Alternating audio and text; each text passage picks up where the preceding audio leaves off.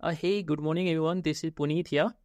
आज के वीडियो में हम लोग एम्प्लॉय प्रोविडेंट फंड स्कीम 1952 को देखेंगे। हम लोग ये मिसलेनियस प्रोविजन एक्ट 1952 जब देखा था ना ईपीएफओ का, तो उसके सेक्शन 5 में लिखा गया था कि ईपीएफ स्कीम भी बनाया जाएगा। तो उसी को आज हम लोग कवर करेंगे, एम्प्लॉय प्रोविडेंट फंड स्कीम 1952। ये थोड़ा लेंदी है, इसका वर्ड भी जो है बहुत ज़्यादा हार्ड है, तो मैं कोशिश करूँगा कि आपको पूरा समझा पाऊँ। फिर भी अगर कुछ गलती हो तो उसके लिए मैं माफ़ी चाहूँगा, ठीक है। इसमें टोटल 10 चैप्टर है। जो हमारा ईपीएफ स्कीम 1952 है ना, इसमें टोटल 10 चैप्टर है और बहुत सारे पैरा है, ठीक है। तो आज हम लोग कोशिश करेंगे कि इसके हाफ को कवर करते हैं और नेक्स्ट वीडियो में मैं हाफ और कवर कर दूंगा, ठीक है। तो देखिए, इस चैप्टर 1 जो है ना, इसमें जो है शॉर्ट टाइटल, एप्लीकेशन और डिफिनेशन को बताया गया है। जैसे जो चैप्टर 1 में 2 पैरा है, एक पैरा 1 है और एक पैरा 2 है। पैरा 1 बताता है शॉर्ट टाइटल एंड एप्लीकेशन के बारे में, और पैरा 2 बताता है डेफिनेशन के बारे में। आप समझ गए होंगे कि सर पहला पैरा में बताया होगा कि इसका नाम क्या होगा, ये कहाँ पे लागू होगा, और दूसरा में बताया होगा कि इस पूरे स्कीम में जो भी वर्ड यूज किया गया है उसका डेफिनेशन सब दिया गया है। तो यह श्योरली वही चीज़ दिया हुआ है, ठीक है, जैसा कि हम लोग पढ़ते आ रहे हैं।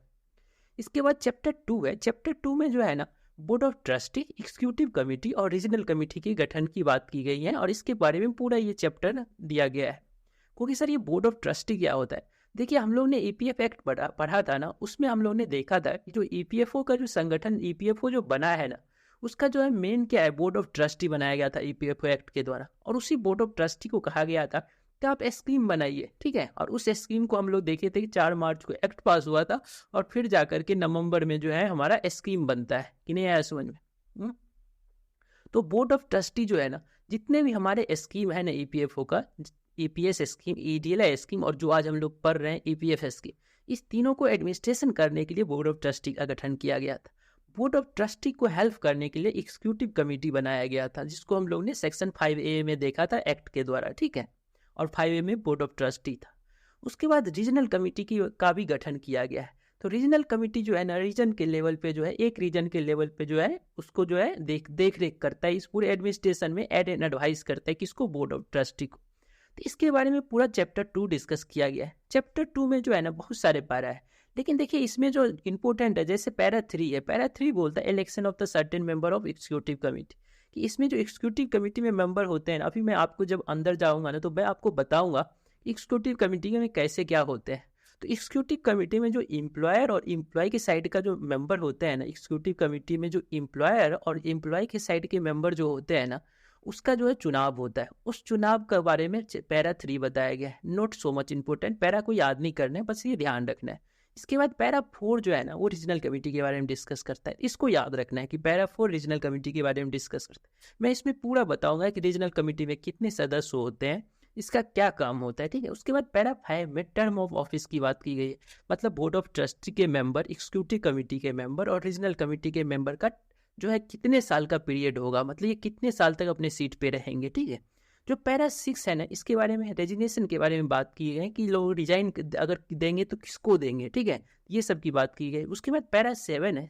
पैरा 7 में बताया है सेंसेशन एंड रीएस्टोरेशन ऑफ ट्रस्टशिप, मतलब क्या ये लोग जो है अगर कुछ गलती करते हैं तो क्या इसको हटा सकते हैं। तो यस, मैं आपको बताऊंगा कि इन लोग का जब मीटिंग होता है ना, अगर 3 लगातार मीटिंग में अगर ये लोग प्रेजेंट नहीं होंगे ना, कोई भी मेंबर, चाहे वो रीजनल कमेटी का हो या फिर ट्रस्टी का हो या फिर एग्जीक्यूटिव कमेटी का कोई भी मेंबर जो है लगातार 3 साल तक जो है ना, लगातार 3 मीटिंग में अगर एब्सेंट रहते हैं ना, तो उसे क्या कर दिया जाता है, सेंसेशन हटा दिया जाता है। और फिर उसका रीस्टोरेशन का भी कुछ प्रोसेस है, अगर ग्राउंड सही रहता है तो उसको फिर रीस्टोर भी कर दिया जाता है।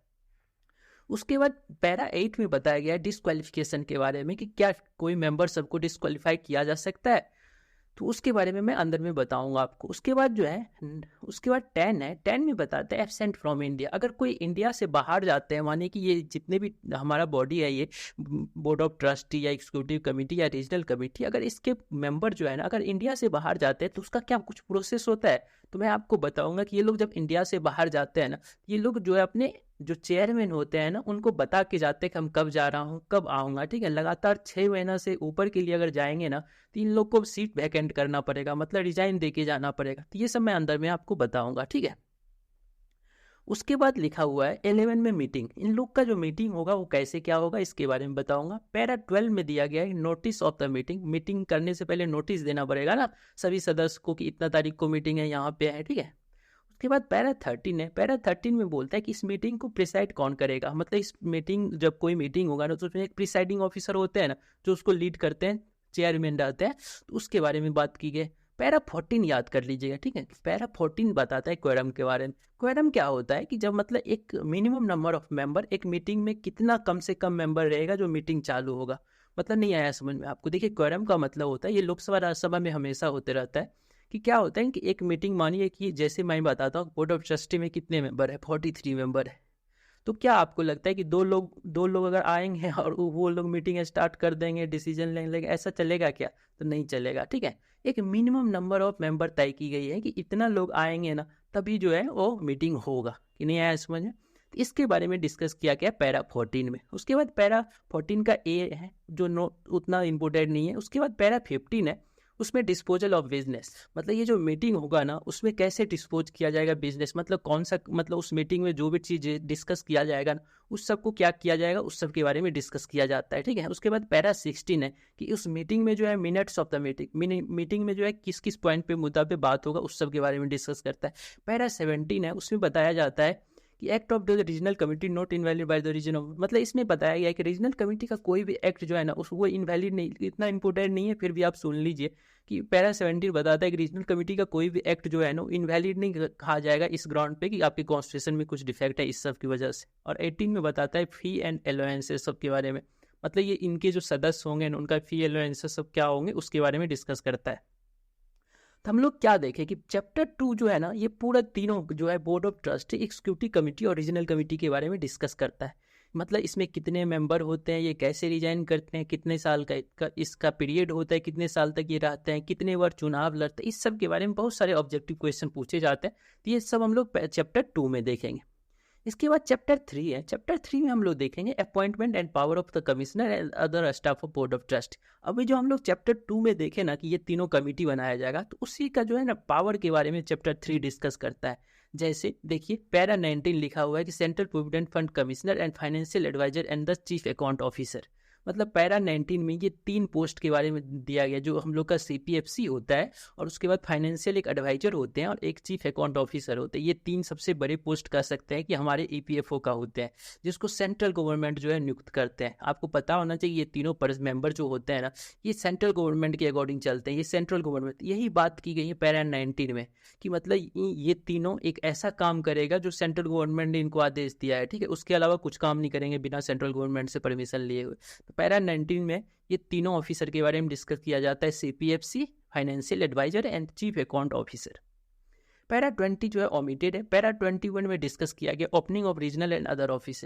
मतलब हुआ ये कि मतलब अगर मानिए कोई RODO हम लोग को खोलना है तो उसका प्रोसेस क्या होगा उस सब के बारे में पैरा 21 डिस्कस करता है। एक सेंट्रल बोर्ड को अगर लगता है कि मतलब हमारा प्रोविजन जो आगे तक बढ़ना चाहिए तो रीजन RO बनाता है, ठीक है।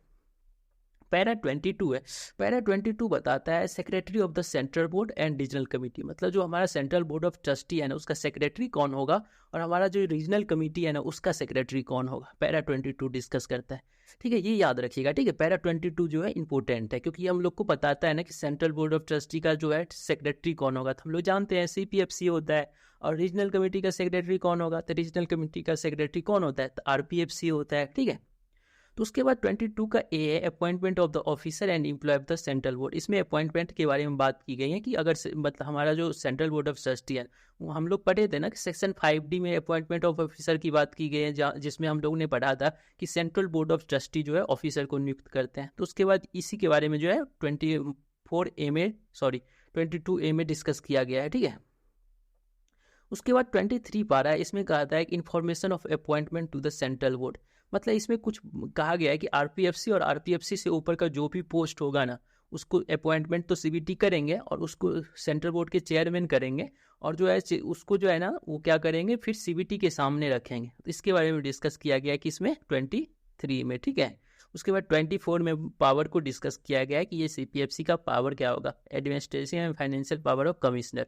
और 24A में डिस्कस किया गया है delegation of the power by the central board. Central board में जो सेंट्रल बोर्ड का जो पावर है ना उसे बांटेंगे वो, ठीक है। और 25 में डिस्कस किया गया power of the central government until the central board is, मतलब कि जब तक सेंट्रल बोर्ड का गठन, सेंट्रल बोर्ड ऑफ ट्रस्टी जब तक नहीं बनाया तब तक जो है पावर सेंट्रल गवर्नमेंट देखेगा, ठीक है, सब पावर को यूटिलाइज करेगा, सेंट्रल गवर्नमेंट इंजॉय करेगा, ठीक है, जब तक सेंट्रल बोर्ड ऑफ ट्रस्टी नहीं बना है, ठीक है। अभी देखिए क्या आप इसका मतलब नहीं समझे, इसका मतलब ये हुआ कि देखिए हम लोग का जो है ये एक्ट तो पास हो गया था 4 मार्च 1952 को, लेकिन ये इतना चीज़ बना नहीं था ना, हम लोग का स्कीम नहीं बना था, सेंट्रल बोर्ड ऑफ ट्रस्टी नहीं बना था, तो इसके एक्ट जब पास हो गया तो हमारे इंडिया में लागू हो गया, ठीक है। अब इतना दिन का जो टाइम पीरियड जब तक सेंट्रल बोर्ड ऑफ ट्रस्टी बना तब तक के टाइम पीरियड को कौन देखेगा, तब तक के टाइम पीरियड सब कुछ को देखेगा सेंट्रल गवर्नमेंट। तो यही बात की गई है पैरा 25 में, कि नहीं आया समझ में। जो मैंने टिक किया है ना वो पैरा इंपॉर्टेंट है, तो उसको आप याद कर लीजिएगा। उसके बाद चैप्टर जो है 4 है, चैप्टर 4 में बात की गई है मेंबरशिप ऑफ द फंड, ठीक है, मतलब कि हमारा जो ईपीएफ स्कीम है ना इसमें जो है कहाँ से आएगा फंड, इस सब के बारे में डिस्कस की गई है, ठीक है। तो ये इसका सभी पैरा इंपॉर्टेंट है। जैसे 26 पैरा है, 26 पैरा बताता है कि classes of employ entitled and required to join the fund, मतलब कि इसमें जो है कौन कौन से जो है एम्प्लॉय जो है ज्वाइन, मतलब इस फंड में कौन कौन से बनेंगे, मतलब कहने का मतलब मेंबरशिप द फंड की बात करी है, तो मतलब कौन कौन से मेंबर जो है हमारे इस स्कीम के भाग होंगे, ठीक है। मतलब 26 में बात की गई है कि कौन से मेंबर जो है हमारे ईपीएफ स्कीम का भाग होंगे, क्योंकि सर ये क्या होता है, तो देखिए ईपीएफ का सदस्य बनने के लिए हम लोग को जानते हैं ना कि उस कंपनी का आपको एम्प्लॉय होना पड़ेगा जिस कंपनी में हमारा ईपीएफ एक्ट लगा हुआ है, ठीक है। उसके बाद 26 का ए है, बताता है रिटेंशन ऑफ मेंबरशिप, मेंबरशिप कब तक रहता है, तो हम लोग जानते हैं कि मेंबरशिप कब तक रहता है, तो जब तक कि हम अपना फाइनल विड्रॉल नहीं कर लेंगे, ठीक है, तब तक हम लोग का रिटेंशन रहता है। उसके बाद है 26 का बी, जो बताता है रिजोल्यूशन ऑफ डाउट, मतलब इसका मतलब ये हुआ कि मतलब अगर मानिए किसी मेंबरशिप में कोई मतलब प्रॉब्लम हुआ, मतलब कि मानिए कोई सदस्य कह रहा है कि हमको मेंबर होना चाहिए, कुछ इसमें डाउट होता है ना, इसका निपटारा कौन करेगा, तो आरपीएफसी करेगा। इसके बारे में डिस्कस किया गया है किसमें, पैरा 26 के बी में। तीनों इंपॉर्टेंट है, मतलब 26 बताता है कि हमारा ईपीएफ स्कीम का सदस्य कौन होगा, 26 ए बताता है कि रिटेंशन ऑफ मेंबरशिप, किसी का सदस्यता कब तक रहेगा, और 26 का बी बताता है कि अगर सदस्यता में कोई भी डाउट होता है ना तो उसका निपटारा कौन करेगा, तो आरपीएफसी करेगा। उसके बाद 27 है, ये तीनों इसमें भी सब इंपॉर्टेंट है, 27 का ए और 27 का डबल ए।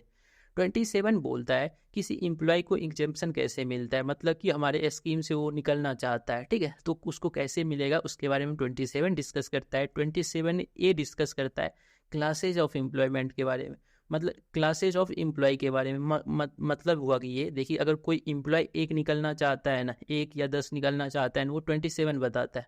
और मानिए एक क्लास ऑफ एम्प्लॉय निकलना चाहता है हमारे स्कीम से, क्लास ऑफ एम्प्लॉय मतलब समझे, मानिए कि एक जूट मिल में काम करने वाला सभी मजदूर, इंडिया के सभी मजदूर जो जूट मिल में काम करते हैं वो सब हमारे स्कीम से निकलना चाहते हैं, तो उसे हम लोग बोलेंगे क्लास ऑफ एम्प्लॉय जो है निकलना चाहते हैं।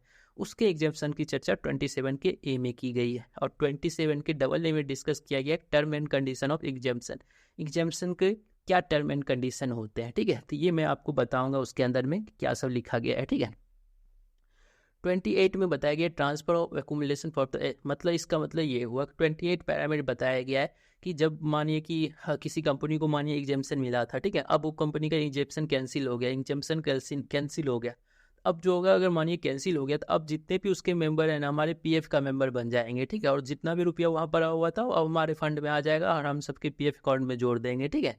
तो इस सब के बाद ट्रांसफर ऑफ फंड की बात की, एकुमुलेशन की बात की गई। अगर कोई मतलब ऐसा कंपनी था प्रोविडेंट जो अपना चला रहा था, ठीक है, स्कीम, अब उसके सरकार ने जो है हमारे ईपीएफओ ने उसका कैंसिल कर दिया एग्जेम्पशन, तो उस केस में ट्रांसफर किया जाता है, तो उसके बारे में 28 पैरा डिस्कस किया। उसके बाद चैप्टर 5 है, चैप्टर 5 में कंट्रीब्यूशन के बारे में डिस्कस किया गया है। तो अब जो हमारा ईपीएफ स्कीम जो हम लोग पढ़ रहे हैं ना, तो इसमें कंट्रीब्यूशन कहाँ से आएगा, क्या होगा, इस सब के बारे में चैप्टर 5 डिस्कस करता है। जैसे इसमें भी सब जो पैरा है इंपॉर्टेंट है, जैसे पैरा 29 है, पैरा 29 बताता है कि कंट्रीब्यूशन कहाँ से आएगा। पैरा 30 है, वो बताता है पेमेंट ऑफ कंट्रीब्यूशन जो है कैसे किया जाएगा, कौन करेगा। उसके बाद 31 बताता है एम्प्लॉयर शेयर नोट, मतलब कह रहा है कि employer share not to be deducted from the member.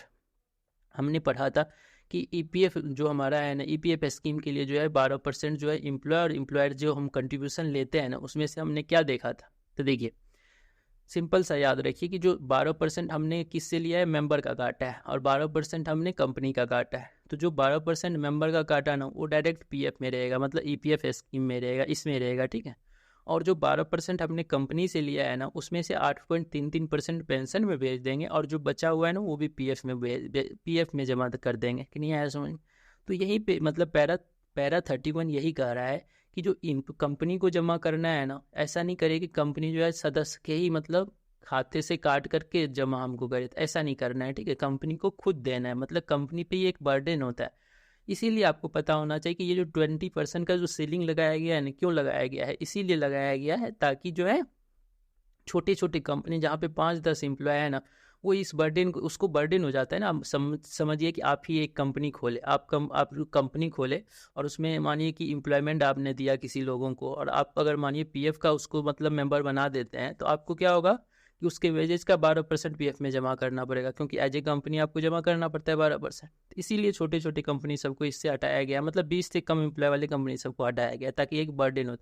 तो पैरा 31 में यही डिस्कस किया गया है कि एम्प्लॉय का जो एम्प्लॉयर को जो देना है ना, वो खुद अपने देगा। ठीक है, ये नहीं कि उस मतलब एम्प्लॉय में काट के देगा। ठीक है, और पैरा 32 और 32 का ए और 32 का बी, ये तीनों हम लोग का बताता है रिकवरी के बारे में, कि अगर मानिए कोई कंपनी जो है नहीं दिया कंट्रीब्यूशन, तो उसका रिकवरी कैसे करेंगे। ठीक है, रिकवरी ऑफ द पैरा 32 बोलता है कि हम लोग को जो एम्प्लॉय का शेयर है ना, वो 12% जो है एम्प्लॉय का शेयर। तो आपको क्या लग रहा है कि उस सदस्य जो हमारा है वो देता है क्या हमको ला करके? नहीं, क्या करता है कंपनी वाला जो है ना, अपने एम्प्लॉय का शेयर सैलरी जो देता है ना, उसी समय उसका 12% काट लेता है। ठीक है, इसी के बारे में पैरा 32 डिस्कस किया है। मतलब कि लिखा हुआ है 32 में, रिकवरी ऑफ मेंबर शेयर या कंट्रीब्यूशन, मतलब एम्प्लॉय काट लेगा, और एम्प्लॉय जो है एम्प्लॉयर जो है, कंपनी जो है ना, एम्प्लॉय के वेजेज में से, सैलरी में से 12% काट लेगा। इसके बारे में 32। और 32 का ए भी जो है, ए बताता है रिकवरी एंड डैमेजेस, मतलब अगर कोई कंपनी डिफॉल्ट कर गया, कंट्रीब्यूशन नहीं जमा कर पाया, तो उसका रिकवरी कैसे करेंगे। और 32 बताता है कि उसको वेव कैसे करेंगे, मतलब क्या उसके डैमेजेस को माफ़ कर सकते हैं हम कि नहीं। आज हम लोग चैप्टर 5 तक ही देखेंगे। ठीक है, तो हम लोग चलते हैं और देखते हैं कि चैप्टर 5 तक इसको डीपली हम लोग देखते हैं कि क्या सब लिखा गया है। ठीक है, तो हम लोग देखिए, हम लोग जो पढ़ रहे हैं एम्प्लॉय प्रोविडेंट फंड स्कीम पढ़ रहे हैं 1952। ठीक है, ये जो है सेक्शन 5 के अंतर्गत हमारा ईपीएफओ का जो एक्ट था 1952, उसके अंतर्गत आता है सेक्शन 5 में। ठीक है, जो चैप्टर 1 है, चैप्टर 1 में पैरा 1 बताता है शॉर्ट टाइटल एंड एप्लीकेशन के बारे में। ठीक है, तो इसके जो पैरा 1 है ना, इसमें टोटल 3 सब पैरा है। ठीक है, तो इसको याद रखना है कि पैरा 1 में जो सब पैरा 1 है, ये बोलता है इसका नाम ईपीएफ स्कीम 1952 होगा। ठीक है, एम्प्लॉय प्रोविडेंट फंड स्कीम 1952 होगा। पैरा 2 जो है ना, सब पैरा 2 जो है ना, वो बताता है कि इस जो स्कीम ये जो बना है ना, इसका चैप्टर 2 और 3 ओके सर, चैप्टर 2-3 में क्या लिखा है? तो देखिए, चैप्टर 2 में लिखा है कि सीबीटी, एग्जीक्यूटिव कमेटी और रीजनल कमेटी के बारे में, और चैप्टर 3 में लिखा गया है उसी सब के पावर के बारे में, जो ये रीजनल कमेटी सीबीटी सबका जो पावर होगा ना, सीपीएफसी सबका, इसके बारे में चैप्टर 3 कह रहा है कि चैप्टर 2 और 3 तो तुरंत लागू हो जाएगा, लेकिन जो रिमेनिंग पार्ट है ना, वो लागू तब होगा जब गवर्नमेंट जो है नोटिफिकेशन के द्वारा ऑफिशियल गजेट में जारी करेगा। ठीक है, तो ये हमारा सब पैरा 2 बोलता है। और सब पैरा 3 बोलता है कि ये जो स्कीम है ना, ये लागू किस पे होगा? तो ये कह रहा है कि उस सभी एम्प्लॉयमेंट पे, उस सभी एम्प्लॉय पे, उस सभी पे लागू होगा जो हमारा ईपीएफ एक्ट का हिस्सा है। ठीक है, कि नहीं आया समझ? तो सब पैरा 3 बताता है कि जो हमारा ये स्कीम है ना, ये उस सभी जो है सदस्य पे लागू होगा, उस सभी एम्प्लॉय पे लागू होगा जो किसी ऐसी कंपनी में काम कर रहे हैं जिस पे हमारा एक्ट लगा हुआ है। ठीक है, कि नहीं आया समझ में? ऑल फैक्ट्री जिस पर हमारा एक्ट लगा हुआ है ना, उस पे जो है हमारा ईपीएफ स्कीम लग जाएगा। कि नहीं आया समझ? किस पे नहीं लगता है? तो टी फैक्ट्री ऑफ असम पे नहीं लगता है, ये आप याद रखिए। ठीक है, उसके बाद जो है बहुत सारे फैक्ट्री का नाम दिया हुआ है कि कौन कौन से फैक्ट्री है जिसपे हमारा ईपीएफ स्कीम लगता है। ठीक है, तो उस फैक्ट्री को मैंने नहीं लिया है, टोटल 20 पेज में वो फैक्ट्री का नाम सब दिया हुआ है, इसीलिए। उसके बाद हमारा पैरा 2 है। पैरा 2 डिफिनेशन के बारे में बात करता है, और पैरा 2 भी इंपॉर्टेंट है। पैरा 2 में जो है एक्ट लिखा है कि पैरा 2 में जो ए है ना, उसमें एक्ट के बारे में, तो मतलब एक्ट मतलब हम लोग जानते हैं कि ईपीएफ एक्ट 1952। बी ओमिटेड है, और सी में डिस्कस किया गया चिल्ड्रेन के बारे में। जो हमारा ईपीएफ स्कीम है, इसमें चिल्ड्रेन का डिफिनेशन क्या है, इसके बारे में जो है जो 2 का सब पैरा सी है, इसमें डिस्कस किया गया। सी में बताया कि चिल्ड्रेन का मतलब होता है जो अपना बच्चा हो, वो अगर कोई अडॉप्ट किया, लीगली अडॉप्टेड बच्चा हो ना, तो वो भी चिल्ड्रेन कहलाएगा। कि नहीं आया समझ में?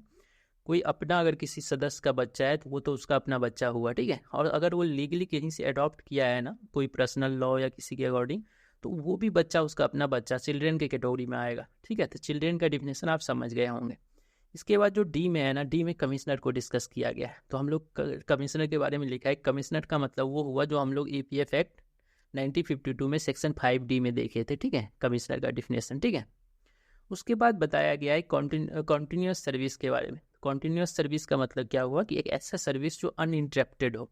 अनइंटरप्टेड सर्विस को हम लोग कॉन्टीन्यूस सर्विस कहते हैं। कहोगे सर अनइंटरप्टेड सर्विस का मतलब क्या होता है? देखिए, अगर हमारे दृष्टिकोण से देखें ना तो अनइंटरप्टेड सर्विस का मतलब क्या होता है। अगर आप भी एक सिंपल सोचेंगे ना तो मतलब सर ऐसा सर्विस जिसमें कंट्रीब्यूशन आ रहा हो तो अनइंटरप्टेड सर्विस है। लेकिन एक चीज़ इसमें थोड़ा सा ये भी याद रखिए, मानिए कि कोई किसी पर्सन ने काम किया, ठीक है, उसका कंट्रीब्यूशन आ रहा है, ठीक है, लेकिन मानिए कि 2 महीना नहीं आया बीच में, तो आप उसे अनइंटरप्टेड सर्विस कह देंगे कि सर ये कंटिन्यूस सर्विस तो नहीं हुआ क्योंकि 2 महीने का कंट्रीब्यूशन नहीं आ रहा है। लेकिन क्या होता है ना, कुछ कुछ केस ऐसे होते हैं ना जो कहलाता है कि हाँ ये मतलब जो है ये कंटिन्यूस सर्विस है। जैसे मानिए कि वो 2 महीना जो बीच में गैप था ना, वो 2 महीना में वो एक्सीडेंट हो गया था, तो उस केस को ना हम लोग इंटरप्टेड सर्विस मानते, मतलब ये नहीं कि अनइंटरप्टेड सर्विस मानते हैं, मतलब उस केस को हम लोग कंटिन्यूस सर्विस में ही मानते हैं। ठीक है, तो याद रखें कंटिन्यूस सर्विस का मतलब होता है अनइंटरप्टेड सर्विस, लेकिन and included such service which interrupted by the sickness. अगर किसी पर्सन का बीमार की वजह से हो गया है, उसका अगर वो सर्टिफिकेट देता है, एक्सीडेंट का वजह से हो रहा है, या कोई ऑथराइज लीव CLTL पे गया है, तो ये सब जो है ना अनइंटरप्टेड सर्विस के कैटेगरी में ही आता है। ठीक है, सबसे इंपॉर्टेंट है हमारा एफ बताता है एक्सक्लूडेड एम्प्लॉय का डिफिनेशन। कहता है एक्सक्लूडेड एम्प्लॉय किसको बोलते हैं। तो देखिए, एक्सक्लूडेड एम्प्लॉय का मतलब क्या हुआ। एक्सक्लूडेड मतलब हुआ जो एक ऐसा एम्प्लॉय जो हमारा EPF स्कीम का हिस्सा नहीं है। ठीक है, तो कहोगे सर EPF स्कीम का हिस्सा कौन नहीं है।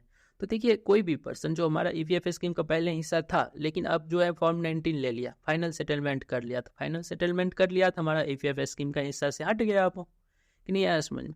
तो यही लिखा है कि कोई पर्सन कब तक रहता है, मतलब कहने का मतलब ये हुआ कि ये अब एक्सक्लूडेड एम्प्लॉय बन गया जब अगर फाइनल सेटलमेंट लग गया, ले लिया, तो EPF स्कीम से हट गया, और EPF स्कीम से हट गया, इसका मतलब ये क्या हो गया, अब एक्सक्लूडेड एम्प्लॉय की कैटेगरी में आ गया। ठीक है, तो ये अगर मानिए कि जब हमारा ये EPF स्कीम बनाना, तो EPF स्कीम में भी हमने सीलिंग लगाया कि 15,000 से जो है ऊपर वाला नहीं बन सकता है। तो उस समय मानिए उस कंपनी पे तो एक्ट लगा हुआ था, लेकिन उस कंपनी के सभी एम्प्लॉय पे तो नहीं लगा था, क्योंकि सभी एम्प्लॉय तो नहीं आएगा उस कैटेगरी में, क्योंकि सभी एम्प्लॉय में कुछ लोग जो है ज़्यादा सैलरी पे थे, तो उस पर तो EPF स्कीम नहीं लगेगा। तो यही लिखा है एक्सक्लूडेड एम्प्लॉय के जो सेकेंड नंबर है F का, उसमें लिखा है an employ whose pay at the time या otherwise entitle to become a member of the fund exceed 15,000। जिस एम्प्लॉय का 15,000 से ज़्यादा सैलरी था ना, 15,000 से ज़्यादा वेजेज आ रहा था ना, तो वो हमारे EPF स्कीम का हिस्सा नहीं बन पाए, तो वो भी एक्सक्लूडेड एम्प्लॉय कहलाएंगे। फिर उसके बाद पे का डिफिनेशन दिया है। तो पे का डिफिनेशन मैं बार बार बता चुका हूँ। पे का मतलब होता है basic plus DA plus RA plus food value of concession. ठीक है, इसी पे हम लोग 12% लेते हैं एम्प्लॉयर से और एम्प्लॉय से। ठीक है, ओके।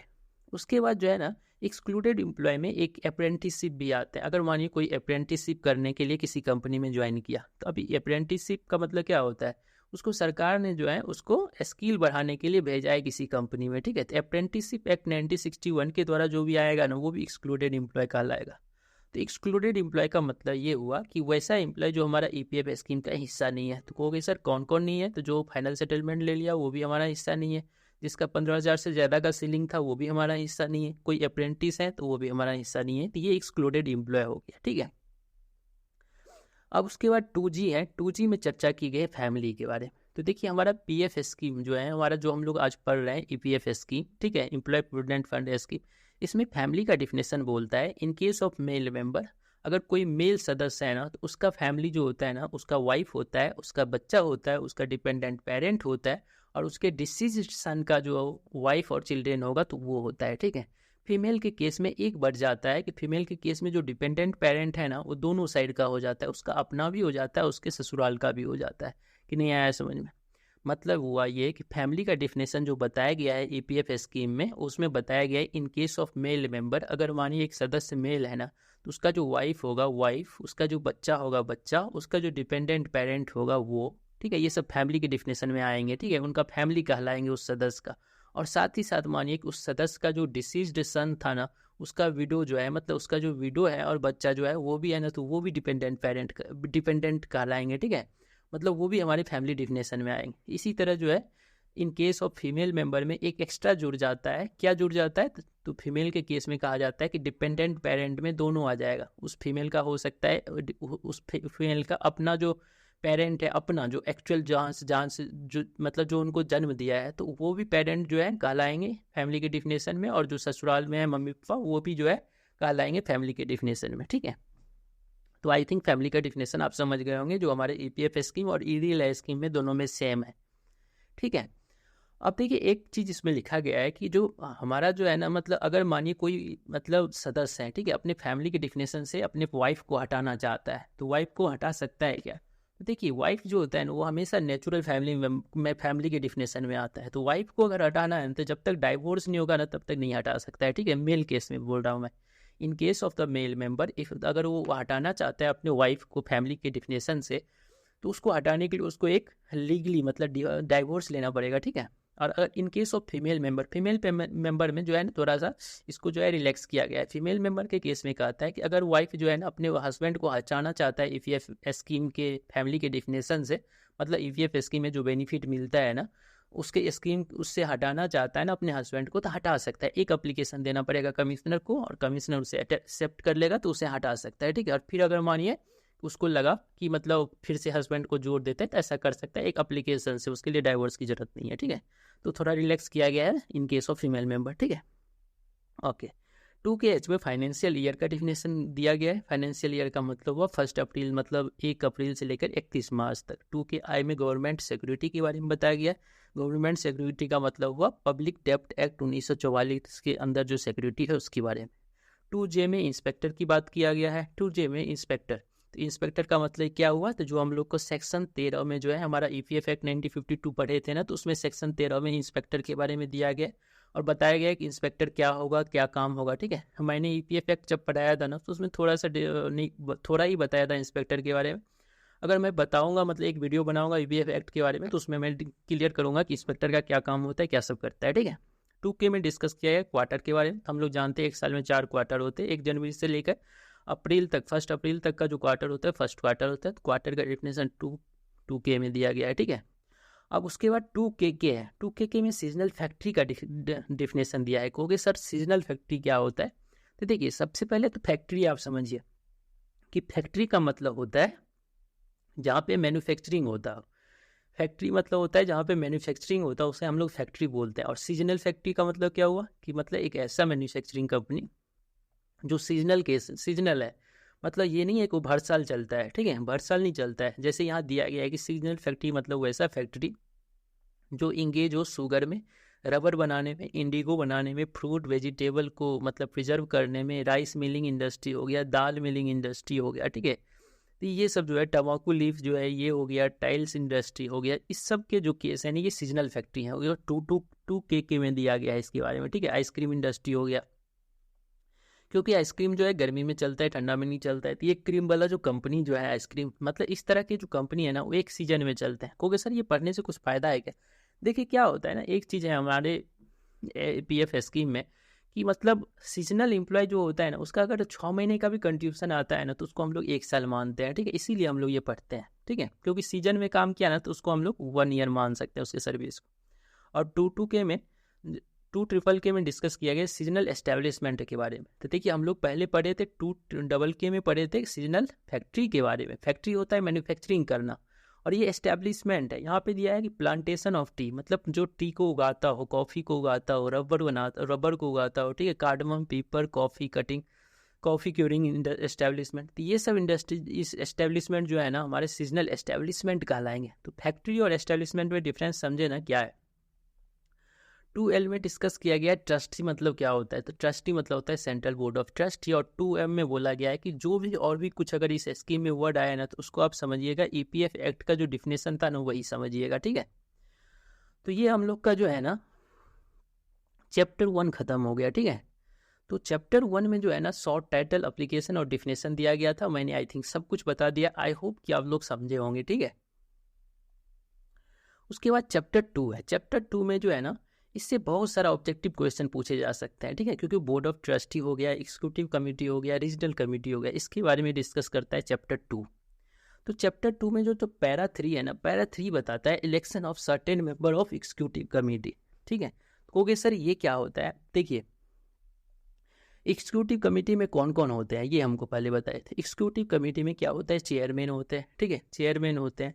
तो और उसके बाद जो है ना, जो 3 जो होते हैं ना एग्जीक्यूटिव कमेटी में, टोटल 13 मेंबर होते हैं एग्जीक्यूटिव कमेटी में। ठीक है, तो 3 जो होते हैं एम्प्लॉयर का होता है, 3 जो होता है एम्प्लॉय का होता है। ठीक है, और 3 जो होता है स्टेट गवर्नमेंट का होता है। 9 हो गया, और उसके बाद चार बच गया, जिसमें से 2 सेंट्रल गवर्नमेंट का, एक चेयरमैन होता है और एक हमारा क्या होता है एग्जीक्यूटिव जो होता है, मतलब एक सेक्रेटरी जो होता है उसको। ठीक है, तो टोटल 13 मेंबर होते हैं। तो यहाँ जो इलेक्शन हो रहा है ना, वो इलेक्शन हो रहा है केवल किसका, केवल किसका हो रहा है, जो हमारा एम्प्लॉयर और एम्प्लॉय का जो सदस्य था ना उसका इलेक्शन हो रहा है। मतलब जो 3 एम्प्लॉयर साइड का था, एम्प्लॉयर साइड का और एम्प्लॉय साइड का, उसका इलेक्शन होता है।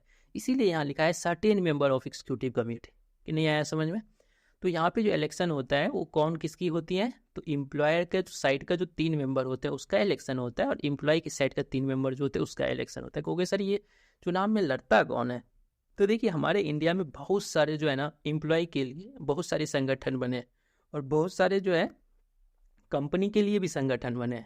तो वही सब जो है ना हमारे एग्जीक्यूटिव कमेटी का हिस्सा बनने के लिए वहाँ जाते हैं और भाग लेते हैं, चुनाव में जीतते हैं, तो फिर हमारे एग्जीक्यूटिव कमेटी का मेंबर बन जाते हैं। ठीक है, और देख सकते हैं कितनी बड़ी पावर होती है ये। ठीक है, तो अब रहा कि सर ये चुनाव कराते कौन है। ये जो तीन एम्प्लॉयर के साइड का जो होता है सदस्य का चुनाव, और 3 जो है एम्प्लॉय साइड के, इसका चुनाव करवाते कौन है। तो याद रखना है कि इसका जो चुनाव होते हैं, इसका चुनाव जो है एग्जीक्यूटिव कमेटी के मतलब एम्प्लॉय और एम्प्लॉयर के सदस्य का जो सीबीटी द्वारा वोट कराया जाता है, सीबीटी द्वारा चुनाव कराया जाता है, सीबीटी द्वारा। ठीक है, सेंट्रल बोर्ड ऑफ ट्रस्टी द्वारा।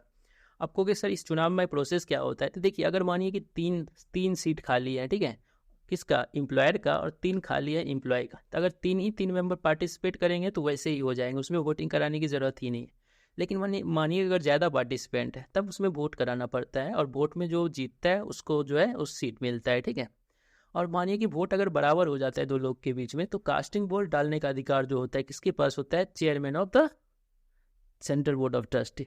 मतलब सीबीटी का जो चेयरमैन होते हैं उसको कास्टिंग वोट डालने का अधिकार होता है। आई थिंक आपको समझ में आ गया होगा कि जो एग्जीक्यूटिव कमेटी होते हैं उनके जो है सर्टेन मेंबर, मतलब एम्प्लॉयर और एम्प्लॉयर साइड के जो मेंबर होते हैं उसका चुनाव कैसे होता है, सीबीटी कराता है, वोटिंग द्वारा कराता है। वोटिंग जो है बैलेट पेपर के थ्रू होता है। ठीक है, अगर वोट में जो जीतता है वो बनता है, अगर कास्टिंग वोट डालने का अधिकार जो होता है सेंट्रल सीबीटी के चेयरमैन के पास होता है। मतलब अगर मानिए वोट बराबर हो जाता है तब कास्टिंग वोट डाला जाता है। ठीक है, इसके बाद हम लोग का पैरा 4 है। पैरा 4 बताता है रीजनल कमेटी के बारे में। क्योंकि सर ये रीजनल कमेटी क्या होता है। तो देखिए क्या है ना कि मतलब सरकार ने सोचा था कि एक तो सबसे ऊपर में मतलब सेंट्रल लेवल पे एक हमारा क्या होगा, सेंट्रल बोर्ड ऑफ ट्रस्टी मतलब सीबीटी होगा। ठीक है, सरकार ने सोचा था कि हर एक स्टेट में भी जो है ना एक स्टेट बोर्ड ऑफ ट्रस्टी बन जाता, थोड़ा और भी अच्छा से हमारा स्कीम सबका जो है अप्लीकेशन हो पाता, मतलब अच्छा से स्कीम जो है सभी लोगों तक पहुंच पाता। ठीक है कि नहीं आया समझ। लेकिन जो है स्टेट बोर्ड ऑफ ट्रस्टी तो बना नहीं। ठीक है, इसीलिए जो है ना रीजनल कमेटी बनाया गया है। ठीक है, कहा कि जब तक स्टेट बोर्ड ऑफ ट्रस्टी नहीं बनता है ना तब तक रीजनल कमेटी बनाया जाएगा सीबीटी के द्वारा, central of board of trustee के द्वारा बनाया जाएगा। ठीक है, नोटिफिकेशन निकाल करके ऑफिशियल गैजेट में। ठीक है, तो क्या याद रखना है कि रीजनल कमेटी का गठन किसने किया है, तो सेंट्रल बोर्ड ऑफ ट्रस्टी ने किया है। ठीक है, क्योंकि स्टेट बोर्ड ऑफ ट्रस्टी अभी नहीं बना है इसलिए। ठीक है, रीजनल जो कमेटी होते हैं इसमें कौन कौन से मेंबर होते हैं, तो एक चेयरमैन होते हैं। ठीक है, एक चेयरमैन होते हैं जिसको सीबीटी के चेयरमैन अपॉइंट करते हैं, मतलब सेंट्रल बोर्ड ऑफ ट्रस्टी के चेयरमैन जो हमारा होते हैं वो अपॉइंट करते हैं।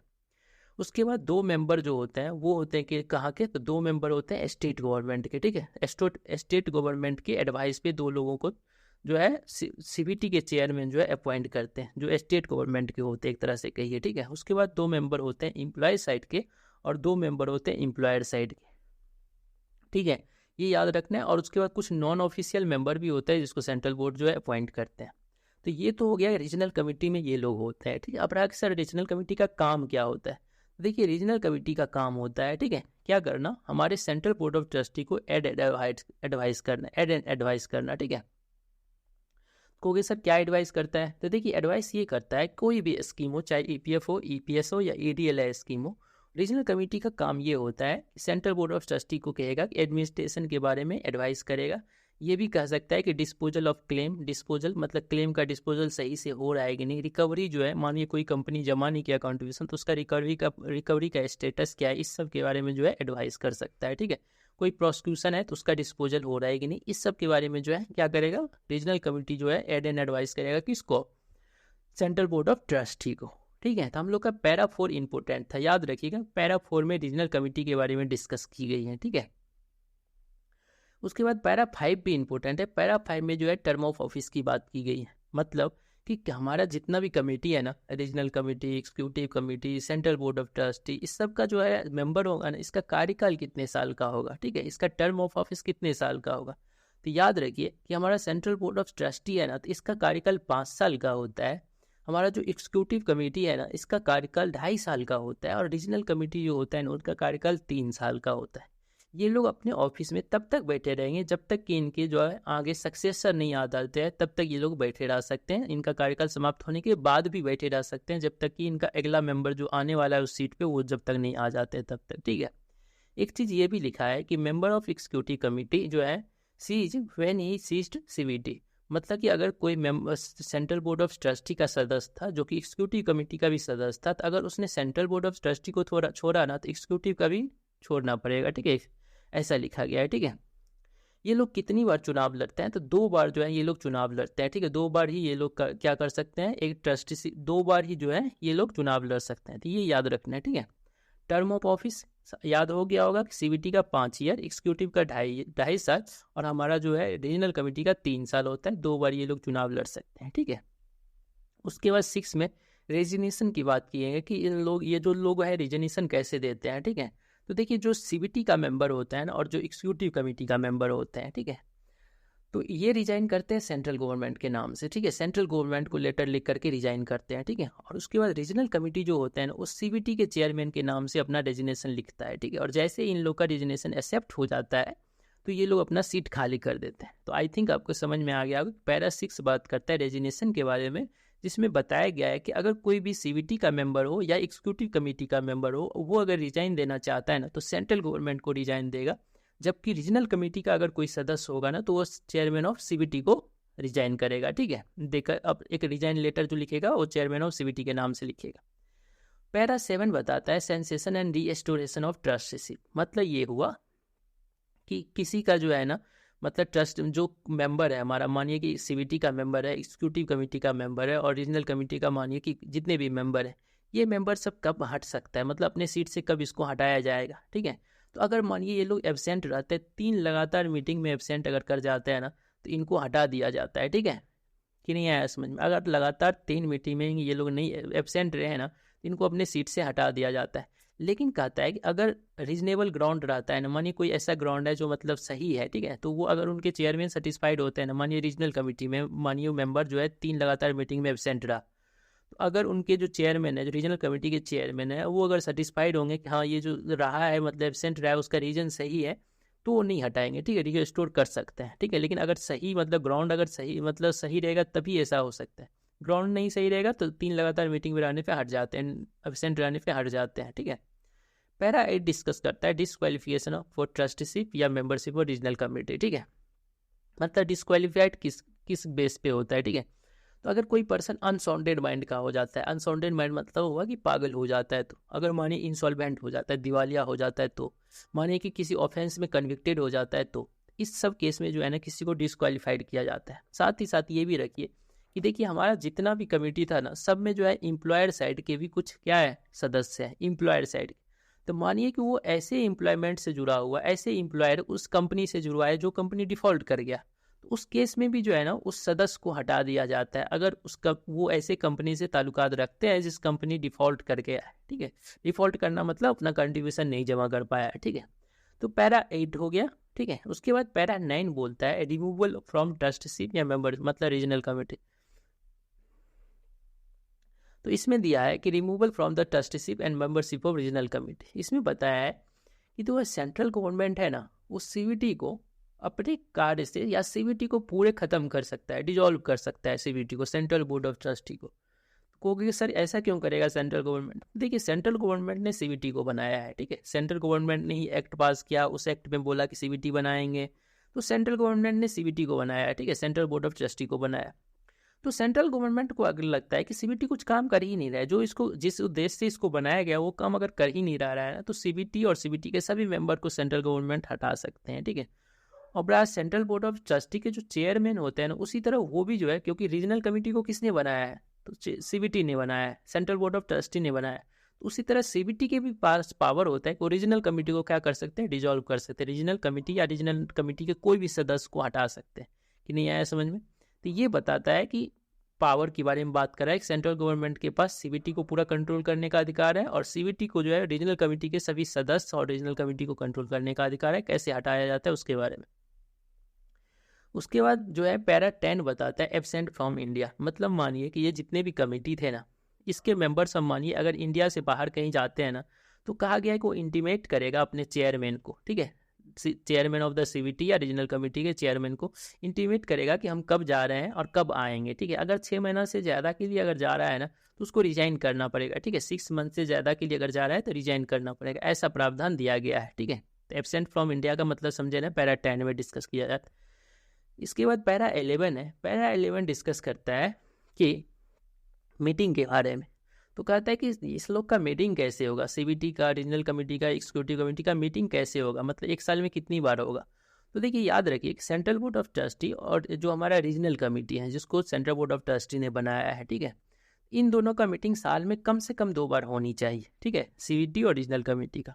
और एग्जीक्यूटिव कमेटी का जो मीटिंग है ना, वो साल में 4 बार होनी चाहिए, ठीक है, कम से कम एटलीस्ट 4 टाइम्स होना ही चाहिए। 15 दिन का नोटिस दे करके जब भी मीटिंग होगा ना, तो अपने सदस्यों को 15 दिन पहले जो है नोटिस दे देगा कि इतना तारीख को यहाँ पे मीटिंग है, आने के लिए, ठीक है, ये याद रखना है, ठीक है। तो मीटिंग का कॉन्सेप्ट समझ में आ गया ना, पैरा 11 में डिस्कस किया जाता है। पैरा 12 में बताया गया है कि notice for meeting and list of business, मतलब कि यही बात लिखा गया है कि 15 दिन पहले जो है नोटिस दे देगा, सभी सदस्य को नोटिस दे देगा कि इतना तारीख को, इतना डेट को, ठीक है, यहाँ पे जो है प्लेस है, और डाक के द्वारा जो है एक लेटर लेकर के भेज देगा, ठीक है। उसके बाद पैरा 13 है। पैरा 13 बोलता है कि अगर ये मीटिंग होगा ना, तो मीटिंग को प्रिसाइड कौन करेगा, मतलब मीटिंग को चेयर कौन करेगा, प्रिसाइड कौन करेगा। तो याद रखिए कोई भी मीटिंग हो, चाहे वो सेंट्रल बोर्ड ऑफ ट्रस्टी का मीटिंग हो, या रीजनल कमेटी का मीटिंग हो, या एग्जीक्यूटिव कमेटी का मीटिंग हो, इसमें जो चेयरमैन जो इसका जो प्रिसाइड करते हैं ना, वो सबसे पहले चेयरमैन करेंगे। अगर मानिए चेयरमैन एब्सेंट है तो वाइस चेयरमैन करेंगे। अगर वाइस चेयरमैन एब्सेंट है तो उस कमेटी में एक आदमी को वोट किया जाता है, चुना जाता है, इलेक्ट किया जाता है, और उसको जो है चेयर प्रिसाइड करने के लिए बोला जाता है। आई थिंक आपको समझ में आ गया होगा। फिर से सुनिए कि कहता है पैरा 13 बोलता है कि कब जब मीटिंग हुआ ना, तो मीटिंग में प्रिसाइड कौन करेगा। प्रिसाइड मतलब समझे ना, जैसे लोकसभा में लोकसभा का स्पीकर प्रिसाइड करता है, और राज्यसभा में जो है जो वहाँ के जो चेयरमैन होते हैं, उपराष्ट्रपति, वो प्रिसाइड करते हैं, मतलब एक तरह से मास्टर, ठीक है। तो जो प्रिसाइडिंग ऑफिसर कौन होगा, जब मीटिंग होगा तो उसका प्रिसाइडिंग ऑफिसर कौन होगा, तो कहता है एक चेयरमैन होगा। उस जिस कमेटी का मीटिंग हो रहा है उसका चेयरमैन जो है प्रिसाइडिंग ऑफिसर होगा। अगर चेयरमैन एब्सेंट है तो वाइस चेयरमैन प्रिसाइडिंग ऑफिसर होगा। वाइस चेयरमैन भी एब्सेंट है तो एक पर्सन को इलेक्ट किया जाएगा, अपने में चुना जाएगा, जो मतलब चुना जाएगा उसको प्रिसाइडिंग करने का अधिकार मिलेगा, ठीक है। पैरा 14 इंपॉर्टेंट है। पैरा 14 बताता है क्वेरम के बारे में, मतलब कि कितना कम से कम मेंबर आना चाहिए मीटिंग में तो मीटिंग होगा, नहीं तो नहीं होगा मीटिंग, ठीक है। तो कहता है कि सेंट्रल बोर्ड ऑफ ट्रस्टी के केस में कम से कम जो है ना, सेंट्रल बोर्ड ऑफ ट्रस्टी के केस में 11 मेंबर आना चाहिए, ठीक है। कहता है कि सेंट्रल बोर्ड ऑफ ट्रस्टी के केस में कम से कम, देखिए सेंट्रल बोर्ड ऑफ ट्रस्टी में कितने मेंबर थे, तो 43 मेंबर थे। तो उस 43 में से 11 मेंबर आएगा ना, तभी सेंट्रल बोर्ड ऑफ ट्रस्टी का मीटिंग होगा। और एग्जीक्यूटिव कमेटी और रीजनल कमेटी के केस में बोलता है कि 4 मेंबर कम से कम आना चाहिए, ठीक है। इसके साथ साथ बोलता है कि अगर सेंट्रल बोर्ड ऑफ ट्रस्टी के केस में मैंने बोला 11 होना चाहिए, तो उस 11 में कम से कम एक एम्प्लॉयर का और एक एम्प्लॉय का भी होना चाहिए, नहीं, एम्प्लॉयर और एम्प्लॉयर का सदस्य एक एक होना चाहिए कम से कम, ठीक है। उसके बाद एग्जीक्यूटिव कमेटी के केस में बोलता है, मैंने बोला एग्जीक्यूटिव कमेटी के केस में कम से कम 4 लोग आ जाएंगे ना, 4 मेंबर आ जाएंगे ना, तो मीटिंग होगा। तो उस 4 मीटिंग में बोला है कम से कम एग्जीक्यूटिव कमेटी का जो मीटिंग होगा उसमें एक स्टेट गवर्नमेंट का जो रिप्रेजेंटेटिव था वो, एक एम्प्लॉयर का और एक एम्प्लॉय का सदस्य, ये आना चाहिए कम से कम। और रीजनल कमेटी के केस में बोलता है कि जो हमने बोला कि 4 कम से कम, और उस 4 में एक एम्प्लॉयर और एक एम्प्लॉय वाला आना ही चाहिए, ठीक है। तो ये था हम लोग का क्वेरम के बारे में कि जब मीटिंग होगा तो कम से कम कितने लोग होंगे जो मीटिंग होगा, नहीं तो मीटिंग नहीं होगा, मीटिंग को रद्द कर दिया जाएगा। 14 का ए इंपॉर्टेंट नहीं है तो इसको हम लोग छोड़ते हैं, ठीक है। 15 पढ़ते हैं हम लोग, पैरा 15। पैरा 15 बताता है डिस्पोजल ऑफ बिजनेस के बारे में। तो इसमें क्या बात करता है, पैरा 14 में बताता है कि मानिए मीटिंग हुआ, मीटिंग में मानिए कि कोई रिजोल्यूशन पास हुआ, मतलब रिजोल्यूशन को पास करना है। मतलब क्या होता है कि जब भी कभी मीटिंग होता है ना, तो उस मीटिंग में कोई मुद्दा पे बात होता है, उस मुद्दा में लोग सहमत है कि नहीं, ये भी तो देखना पड़ेगा ना। मानिए 43 मेंबर है उस मतलब मीटिंग में, मानिए सीबीटी का मीटिंग हो रहा है, उस मीटिंग में कुछ चीज़ को पास करना है, मतलब कि ये मुद्दा एक उठा, उस पर पास करना है कि ये ऐसा ऐसा, तो उस पर वोट कराया जाएगा ना। तो इसी की बात करता है हमारा पैरा 15। पैरा 15 बताता है कि कोई भी जो रिजोल्यूशन है ना वो पास किया जाएगा मीटिंग में, तो उस पर वोटिंग होगा और जो मेजोरिटी होगा उसी के बात को माना जाएगा, ठीक है, मेजोरिटी के अकॉर्डिंग। और इसमें भी कहता है कि कास्टिंग वोट डालने का अधिकार किसके पास होता है, तो चेयरमैन के पास होता है, ठीक है। उसी तरह अगर वोटिंग नहीं होता है तो ओपिनियन के अकॉर्डिंग भी जो है वोटिंग कराया जाता है। अगर मेजोरिटी जिसका ओपिनियन होता है वो चीज़ होता है, ठीक है। इसमें भी कास्टिंग वोट डालने का अधिकार चेयरमैन को होगा, ठीक है। पैरा 16 बताता है मिनट्स ऑफ मीटिंग।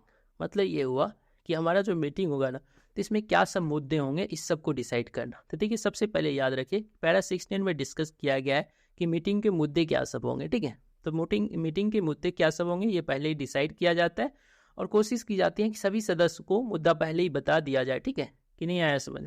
साथ ही साथ जो है ना मीटिंग होने से 30 दिन पहले है ना सभी सदस्य को बोला जाता है कि आप इंडिया में रहिएगा, ठीक है, इंडिया में रहिएगा और मीटिंग में आइएगा, ठीक है। उस जब मीटिंग जब होता है ना, तो जो रिजोल्यूशन पास होता है ना, तो उस पर सभी का नाम, एक मिनट्स बुक भी तैयार किया जाता है, ठीक है, जिसपे सभी सदस्य का नाम होते हैं जो है मीटिंग में रहते हैं, ठीक है।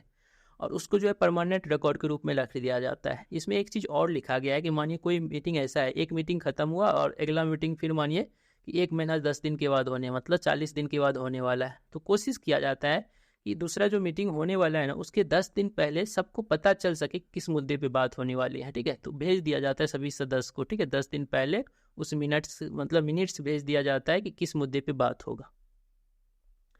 पैरा 17 इम्पोर्टेंट नहीं है, रीजनल कमेटी का कह रहा है कि रीजनल कमेटी का कोई एक्ट जो है इनवैलिड नहीं किया जाए, merely on the ground of constitution, defect in constitution, तो इम्पोर्टेंट नहीं है, मैंने बताया वहाँ भी वहाँ से। उसके बाद पैरा 18 है फीस एंड एलोवेंसेज। मतलब ये जो जितने भी सदस्य हैं ना, इस लोग का जो आएंगे, ये मीटिंग में आए हैं, इन लोग को बहुत सारे एलोवेंसेज भी मिलेगा, तो इसमें भी कुछ इंपॉर्टेंट नहीं है, तो पैरा 18 को छोड़ते हैं। उसके बाद जो है ना हम लोग का चैप्टर 2 खत्म हो गया, ठीक है, चैप्टर 2 खत्म हो गया, हम लोग चैप्टर 3 को देखते हैं, ठीक है। चैप्टर 3 बताता है, अभी हम लोग ने क्या पढ़ा, हम लोग ने रीजनल कमेटी, एग्जीक्यूटिव कमेटी, और उसके बाद जो है CBT, central board of trustee के बारे में पढ़ा हम लोग ने, ठीक है। अब उन लोगों में से पावर का डिस्ट्रीब्यूशन, पावर के बारे में बात करता है कौन, appointment and power of commissioner, मतलब जो सीपीएफसी होता है उसका अपॉइंटमेंट और पावर की बात करता है, और other staff of board of trustee के बारे में बात करता है चैप्टर 3, ठीक है। तो जो पैरा 19 है ना ये इंपॉर्टेंट है, पैरा 19 याद रखिए, इसमें बात करता है central provident fund commissioner and financial adviser and chief account officer. मैंने बताया ना कि ईपीएफओ में जो सबसे बड़ा पोस्ट है वो कौन है, एक सीपीएफसी है, मतलब अगर मानिए सीबीटी के चेयरमैन को छोड़ दिया जाए तो सबसे बड़ा पोस्ट जो है वो कौन सा है, सीपीएफसी है, फाइनेंशियल एडवाइजर है और चीफ अकाउंट ऑफिसर है। ये तीनों को कौन अपॉइंट करते हैं, सेंट्रल गवर्नमेंट अपॉइंट करते हैं। तो ये जो है ना लिखा हुआ है कि ये तीनों जो है ना कोई भी ऐसा काम नहीं करें, लिखा है shall not undertake any work unconnected with their office duty. उनके ऑफिस में जो काम दिया गया है ना वही काम करेगा, बिना सेंट्रल गवर्नमेंट से पूछे हुए कोई ऐसा काम नहीं करेगा जो उनको नहीं दिया गया है, ठीक है, सीपीएफसी को, एफए, फाइनेंशियल एडवाइजर को और चीफ अकाउंट ऑफिसर को। ये पैरा 19 बताता है इन तीनों के बारे में। पैरा 20 बताता है opening of regional offices and other offices. मतलब ये कि कोई आरओडीओ खोलना है तो ये खोलेगा कौन, तो लिखा है कि सेंट्रल बोर्ड जो है ना, सेंट्रल बोर्ड को लिखा है कि अगर लगेगा कि मतलब खोलना है आरओडीओ सब खोलना है ताकि अच्छा से इम्प्लीमेंटेशन हो सके स्कीम का, तो सेंट्रल बोर्ड ऑफ ट्रस्टी जो है कंसीडर करेंगे, ठीक है। उसके बाद पैरा 22 बताता है कि secretary of the central board and regional committee, मतलब जो हमारा सेंट्रल बोर्ड ऑफ ट्रस्टी है ना और रीजनल कमेटी है ना, इसका सेक्रेटरी कौन होगा। तो हम लोग जानते हैं कि सेक्रेटरी जो होता है कौन होता है, तो सीपीएफसी जो होता है हमारा सेंट्रल बोर्ड ऑफ ट्रस्टी का सेक्रेटरी होता है, और जो आरपीएफसी होता है वो जो होता है रीजनल बोर्ड ऑफ ट्रस्टी का, रीजनल बोर्ड का जो होता है वो रीजनल कमेटी का सेक्रेटरी होता है, ठीक है। तो सेक्रेटरी आपको पता चल गया होगा, सेक्रेटरी समझे ना कि नहीं समझे। देखिए पैरा 22 इंपॉर्टेंट है। पैरा 22 बताता है कि हमारा सेंट्रल बोर्ड ऑफ ट्रस्टी का सेक्रेटरी कौन होगा, ठीक है, तो सीपीएफसी होगा, और रीजनल कमेटी का सेक्रेटरी कौन होगा, तो RPFC होगा, ठीक है। तो ये हमारा 22 बताता है। 23 का ए बताता है कि appointment of officer and employees of central board. तो हम लोग ने सेक्शन 5D में पढ़ा था ना, सेक्शन 5D के द्वारा जो है CBT को अपॉइंटमेंट करने का अधिकार होता है, तो उसी के बारे में डिस्कस किया गया। 22 के ए में लिखा है the power of appointment vested in central board. Central board के पास पावर होता है सेक्शन 5D के अंतर्गत कि अपॉइंटमेंट कर सकता है ऑफिसर सब का, ठीक है। सेंट्रल बोर्ड के पास ये पावर होता है। उसके बाद 23 बताता है information of appointment of the central board. मतलब ये हुआ कि देखिए क्या है ना, ये लिखा है information of appointments of to the central board. मतलब क्या कि कुछ अपॉइंटमेंट जब सेंट्रल बोर्ड करते हैं ना, तो वो जो है ना सेंट्रल बोर्ड ऑफ ट्रस्टी के पास रखा जाता है, मतलब उस सेंट्रल बोर्ड ऑफ ट्रस्टी के सामने रखा जाता है। तो यहाँ लिखा गया RPFC के ऊपर, RPFC और RPFC के ऊपर जितने भी पोस्ट है ना, उस सभी को पोस्ट को कौन अपॉइंट करते हैं, चेयरमैन करते हैं सेंट्रल बोर्ड के, ठीक है। और वो जो है ना नेक्स्ट मीटिंग में जो है ना सेंट्रल बोर्ड ऑफ ट्रस्टी का जब मीटिंग होता है ना, तो नेक्स्ट मीटिंग में सभी के नाम को रखा जाता है कि ये लोग जो है RPFC और RPFC से ऊपर के पोस्ट में नियुक्त हुए हैं, ठीक है। नियुक्त कौन किया है, चेयरमैन ऑफ द CBT, ठीक है। ओके 24 बताता है administration and financial power of commissioner. मतलब हमारा जो है ना कमिश्नर मतलब CPFC, उनका एडमिनिस्ट्रेटिव पावर और फाइनेंशियल पावर क्या होता है उसके बारे में 24 डिस्कस करता है। तो 24 बताता है कि एक कमिश्नर लिखा है कि कमिश्नर में विथ लिखा है without reference to the central board, मतलब बिना सेंट्रल बोर्ड को बताए हुए भी क्या कर सकता है, कुछ रुपया को जो है निकाल सकता है। मतलब जो हमारे जितने भी फंड है उससे रुपया को निकाल सकता है और उस स्कीम को चलाने के लिए, उस स्कीम को सही से चलाने के लिए यूज कर सकता है। लेकिन मैं ये हर एक स्कीम में ये बात आपको बताया हूँ कि CPFC के पास ये पावर होता है कि CPFC जो है ना उस स्कीम के पैसे को उस फंड से निकाल करके उस स्कीम को अच्छा से चलाने के लिए यूज कर लेता है, ठीक है। यूज कर सकता है बिना सेंट्रल बोर्ड को बताए हुए यूज करता है, लेकिन जैसे ही खर्च किया ना तो उसके बाद सेंट्रल बोर्ड ऑफ ट्रस्टी को बताना होता है, ठीक है। तो ये सब बात डिस्कस किया गया है 24 में, ठीक है, कि CPFC के पास पावर होता है कि बिना सेंट्रल बोर्ड को बताए हुए स्कीम को चलाने के लिए, स्कीम के सर्विस प्रोवाइड करने के लिए जो है कुछ रुपया निकाल सकता है। लेकिन उसमें भी एक लिमिटेशन लगाया गया, बजट का लिमिटेशन, कि बजट को ध्यान में रखते हुए, ठीक है। 24 का ए बताता है कि delegation of power by the central board. Central board को जो पावर मिला है, अब सेंट्रल बोर्ड क्या करेगा, उस पावर को ट्रांसफर करेगा। मतलब सेंट्रल बोर्ड जो है हमारे स्कीम को चलाने के लिए अपने पावर को जो है किसको देगा, तो CPFC को देगा या चेयरमैन को देगा, ठीक है। तो इसमें बताता है 24 के ए में बताया है कि सेंट्रल बोर्ड में बाय द रिजोल्यूशन, एक रिजोल्यूशन के द्वारा जो है एम्पावर कर सकता है अपने चेयरमैन को सेंशन एनी एक्सपेंडिचर एनी आय। मतलब कह रहा है कि कोई भी खर्चा होगा जो, ठीक है। तो ये देखो अधिकार किसको दिया है, तो लिखा है कि सेंट्रल बोर्ड जो है एक रेजोल्यूशन पास करके अपने चेयरमैन को ये अधिकार देगा कि आप फंड से कोई भी रुपया निकाल करके स्कीम सबको इफिशियंटली मतलब सही से चलाने के लिए यूज कर सकते हैं, ठीक है। 24 के ए में ये बात लिखा गया है। उसके बाद 25 है, 25 में बात की गई है power of the central government until the central board is constituted. ये इंपॉर्टेंट है, ये याद रखिए कि जब तक सेंट्रल बोर्ड ऑफ ट्रस्टी का गठन नहीं हो जाता है तब तक पूरे स्कीम का जिम्मा जो है कौन संभाले रहेगा, सेंट्रल गवर्नमेंट संभाले रहेगा, ठीक है। जितना भी अमाउंट सब सेंट्रल गवर्नमेंट तब तक जमा करेगा, जैसे ही सेंट्रल बोर्ड ऑफ ट्रस्टी बन जाता है तो सब फिर सेंट्रल बोर्ड ऑफ ट्रस्टी को भेज देगा। सेंट्रल बोर्ड ऑफ ट्रस्टी को जितना रुपया सब अकुमुलेट हुआ है सबको भेज देगा सेंट्रल बोर्ड ऑफ ट्रस्टी के पास। कहने का मतलब ये हुआ कि जब तक सेंट्रल बोर्ड ऑफ ट्रस्टी का गठन नहीं हुआ है तब तक सेंट्रल गवर्नमेंट सब कुछ को देखेगा। लिखा है provided that on the constitution of the central board, जैसे ही कॉन्स्टिट्यूशन ऑफ सेंट्रल बोर्ड बन जाता है तो central government shall transfer amount extending to the credit of the fund to the central board. मतलब कि जैसे ही सेंट्रल बोर्ड का गठन हो जाता है तो जो भी सरकार ने रुपया जमा किया था तब तक उस सब रुपया को सेंट्रल बोर्ड, क्योंकि हम लोग जानते हैं सभी रुपये का मालिक कौन है, EPFO में सभी रुपये का मालिक कौन है, सेंट्रल बोर्ड ऑफ ट्रस्टी, ठीक है। सेंट्रल बोर्ड ऑफ ट्रस्टी के पास ही पूरे स्कीम के एडमिनिस्ट्रेशन का पावर दिया गया है। उन्हीं के पास जो है जितने भी फंड है उसके बाद पावर है उस फंड को संभालने का, ठीक है। तो इसीलिए कहता है ये बात लिखा गया 25 में। तो पैरा 25 समझ में आ गया होगा। हमारा जो चैप्टर 4 है ना वो बताता है मेंबरशिप ऑफ द फंड का। हमारा जो EPF स्कीम है ना इसका सदस्य कौन सा होगा उसके बारे में हमारा चैप्टर 4 डिस्कस करता है। तो चैप्टर 4 में जो पैरा 26 है ना वो बताता है कि कोई जो है हमारा जो EPF स्कीम है ना उसका सदस्य कौन सा होगा, ठीक है। तो मानिए किसी कंपनी पे जो है ना हमारा स्कीम लग गया, तो जैसे ही उस कंपनी पे स्कीम लगा ना तो उस कंपनी के जो भी एम्प्लॉय जो है वो सब हमारा सदस्य EPF स्कीम के सदस्य बन जाएंगे, ठीक है। नहीं आया समझ में। तो ये हमारा जो है 26 का सब पैरा 1 बोलता है।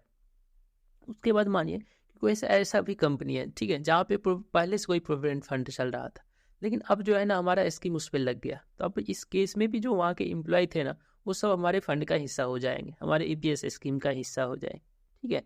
तो ये सब भी केस होता है। और ये भी याद रखिए कि मानिए कोई एक्सक्लूडेड एम्प्लॉय था, एक्सक्लूडेड एम्प्लॉय समझे ना, वो हमारे ईपीएफ स्कीम का हिस्सा नहीं था, एक्सक्लूडेड था वो, ठीक है। लेकिन जैसे इसका एक्सक्लूजन समाप्त होगा, मानिए एक्सक्लूडेड से हट जाएगा ना, तो हमारे प्रोविडेंट फंड का हिस्सा बन जाएगा, क्योंकि वो जिस कंपनी में काम कर रहा है उस पर हमारा एक्ट लगा हुआ है, हमारा स्कीम लगा हुआ है, नहीं है समझ। मानिए कि हम किसी को एग्जाम्पशन दिए हैं, किसी एम्प्लॉय को या किसी क्लासेज ऑफ एम्प्लॉय को, ठीक है, तो अगर उसको भी अगर एग्जाम्पशन खत्म हो जाता है ना, तो वो हमारा पीएफ का हिस्सा हो जाएंगे, ठीक है, अगर उस कंपनी पे हमारा स्कीम लगा हो तो, कि नहीं आया समझ। उसके बाद जो 26 का 6 है ना, ये इंपॉर्टेंट है, सबसे इंपॉर्टेंट है 26 का 6, क्योंकि हायर पेंशन जो आप देखें ना, हायर वेजेस पेंशन, वो 26 का 6 से ही आया है। 26 के 6 में लिखा गया है कि एपीएफसी या उससे ऊपर के जो अधिकारी है ना, वो किसी कर्मचारी को जो है 15,000 से ऊपर पे भी कंट्रीब्यूशन कटाने के लिए बोल सकता है, ठीक है। 15,000 से ज़्यादा पे हम लोग क्या है कि एक सीलिंग है 15,000, तो अगर वो 15,000 पे कंट्रीब्यूशन उससे भी ज़्यादा पे कटाना चाहता है ना, तो उसके लिए उसको ज्वाइंट रिक्वेस्ट भेजना पड़ेगा। उस पर कंपनी का भी साइन रहेगा, सदस्य का भी साइन रहेगा, और कहेगा कि हमको जो है कंट्रीब्यूशन, हमारे वेजेस जो है 15,000 से ज़्यादा पे कंट्रीब्यूशन काटिए, ठीक है। तो इसी से हायर पेंशन जो अभी हो रहा है ना, हायर वेजेस पेंशन, वो 26 का 6 बोलता है। तो देखिए हमारा जो पैरा 26 है ना, ये हम लोग को बताया कि कौन कौन से सदस्य जो है हमारा ईपीएफ स्कीम का हिस्सा होंगे। फिर से सुनिए कि जो हमारा सदस्य कौन कौन होंगे। तो सबसे पहले तो ये याद रखिए, किसी भी कंपनी पे या एस्टेब्लिशमेंट पे हमारा स्कीम अप्लाई होता है ना, तो जिस दिन अप्लाई हुआ ना, उसी दिन से उस एस्टेब्लिशमेंट में काम करने वाले एम्प्लॉय सब जो है हमारा सदस्य बन जाते हैं, जो भी हमारे फुलफिल करता है स्कीम को, ठीक है, वो सदस्य बन जाते हैं। मानिए कि किसी एम्प्लॉय को, ठीक है, एग्जेम्पशन मिला था, हम लोग अभी जस्ट पढ़ेंगे 27, उस 27 पैरा में मैं आपको बताऊंगा कि किसी सदस्य को, किसी एम्प्लॉय को एग्जेम्पशन कैसे मिलता है, और किसी क्लासेज ऑफ एम्प्लॉयमेंट को, मतलब क्लासेज ऑफ एम्प्लॉय को कैसे एग्जेम्पशन मिलता है। नहीं समझे आप? देखिए दो होता है, एक होता है एम्प्लॉय और एक होता है क्लासेज ऑफ एम्प्लॉय, ठीक है। मानिए कि एक कोई कर्मचारी है, एक कोई एम्प्लॉय है, और एक क्लासेज ऑफ एम्प्लॉय का मतलब क्या हुआ कि मानिए जूट में काम करने वाले सभी कर्मचारी, ठीक है। तो अगर दोनों को एग्जेप्शन दिया जाता है, उसके लिए अलग अलग पैरा दिया हुआ है 27 और 27 का ए सब दिया हुआ है, ठीक है। तो उसमें हम लोग देखेंगे अभी, ठीक है, ठीक है। तो मानिए कि जैसे एग्जाम्पशन खत्म होता है ना, तो वो जिसमें एग्जाम्पशन पे था, एग्जाम्पशन था, जैसे एग्जाम्पशन कैंसिल होता है ना, तो हमारे पीएफ का वो क्या हो जाता है, स्कीम का हिस्सा बन जाता है, पीएफ फंड का हिस्सा हो जाता है, कि नहीं आया समझ। मानिए कोई एक्सक्लूडेड एम्प्लॉय था, एक्सक्लूडेड एम्प्लॉय का भी मानिए खत्म हो गया एक्सक्लूजन, एक्सक्लूडेड अब नहीं रहा वो, ठीक है। तो जैसे ही एक्सक्लूजन उसका खत्म होगा, तो हमारे पीएफ का क्या हो जाएंगे, हिस्सा हो जाए, ठीक है। तो ये सब बात की चर्चा की गई 26 में। 26 पैरा बताता है कि हमारे ईपीएफ स्कीम का सदस्य कौन सा होंगे। तो उसके बारे में मैं एक थोड़ा सा ओवरव्यू आपको बता दिया, क्योंकि इतना ही काफ़ी है, ठीक है। तो उसके बाद ये याद रखिएगा 26 का 6 जो है, इसमें बताया गया है कि एपीएफसी जो है 26 का सब पैरा 6 बताता है कि एपीएफसी या उससे ऊपर के जो है अधिकारी जो है ना, किसी कर्मचारी को ज्वाइंट रिक्वेस्ट करने पे, ज्वाइंट रिक्वेस्ट मतलब एम्प्लॉयर एम्प्लॉय दोनों का साइन करके अगर रिक्वेस्ट रिटर्न में देता है और बताता है कि 15,000 से ज़्यादा पे हमारा कंट्रीब्यूशन काटिए, तो ऐसा काट सकता है, ठीक है।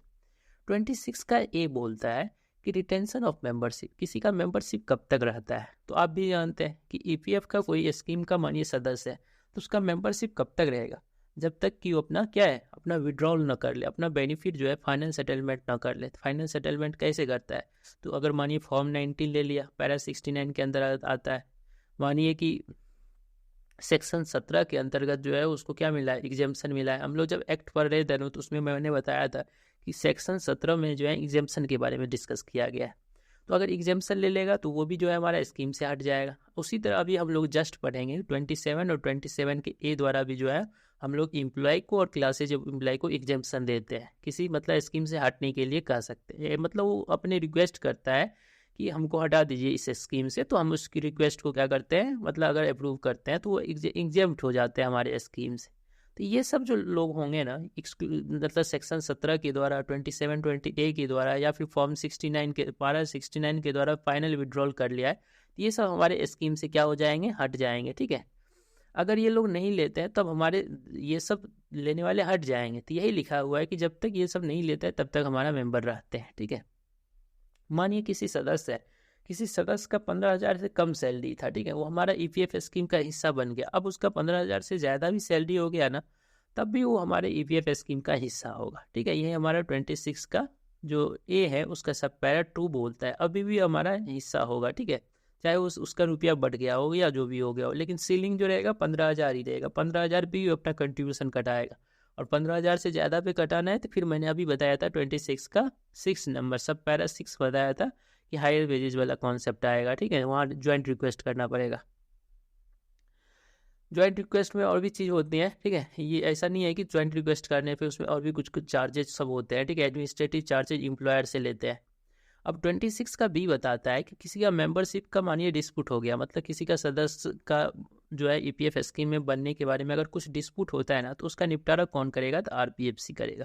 तो रिजोल्यूशन ऑफ द डॉट मतलब कि सदस्यता में, मतलब कोई ईपीएफ स्कीम का सदस्य होगा कि नहीं होगा, इसमें अगर कोई डाउट होता है ना, तो आरपीएफसी इसका निपटारा करेंगे। उसके बाद बताता है 27, देखिए ये भी पैरा इंपॉर्टेंट है। 27 का ए, 27 का डबल ए, ये सब याद रहना चाहिए पैरा, ठीक है।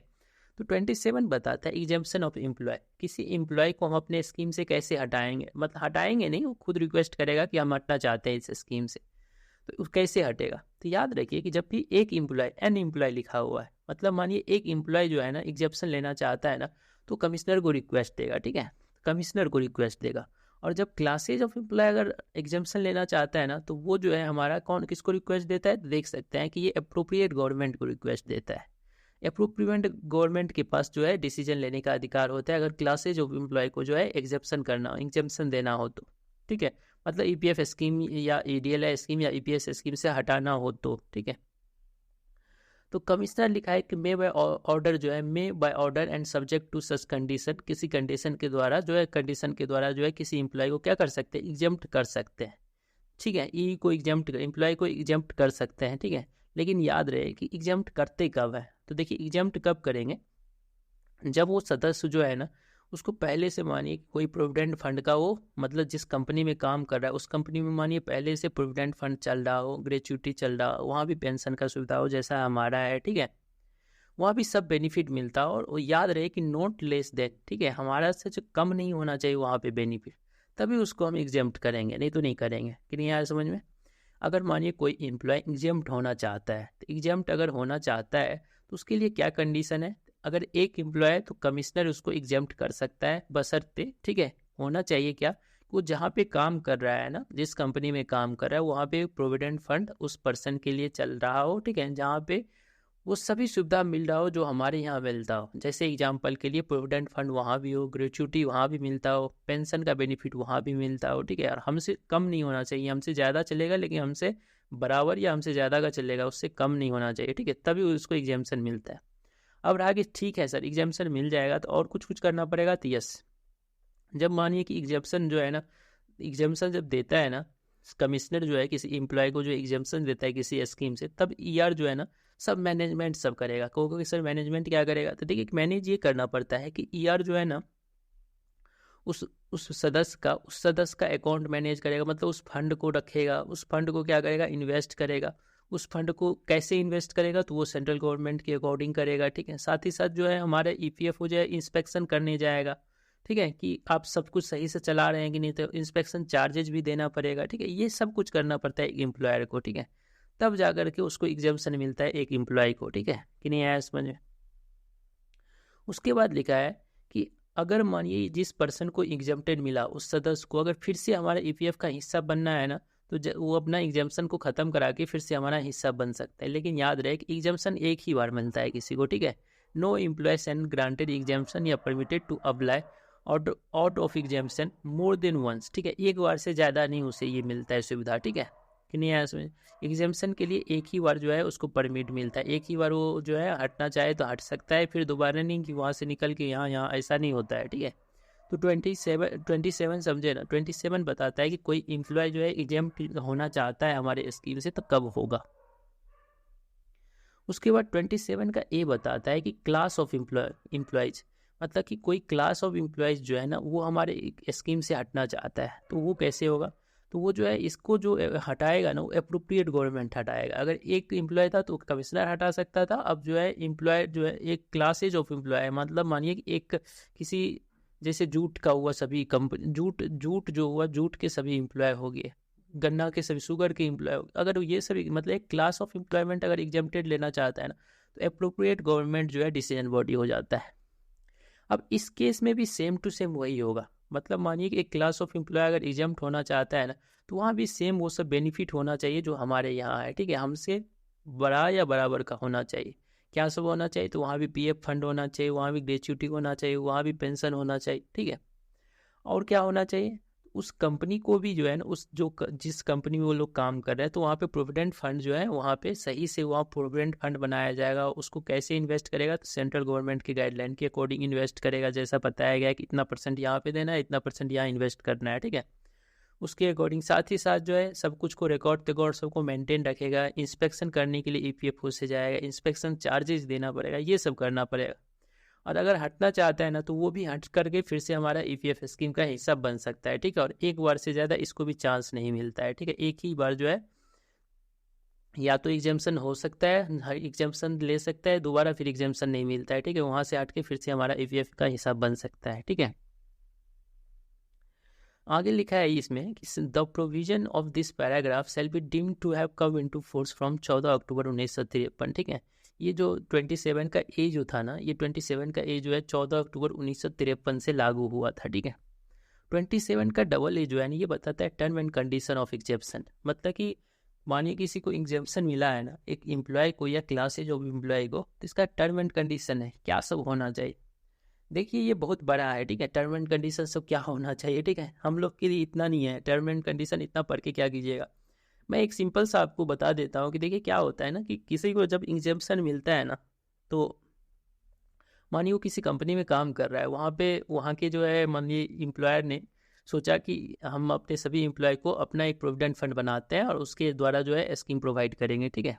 तो मानिए उसने एक स्कीम बनाया, ठीक है, तब स्कीम बनाया तो वो हमारा जो स्कीम है उससे अच्छा बनाना चाहिए, तभी होगा।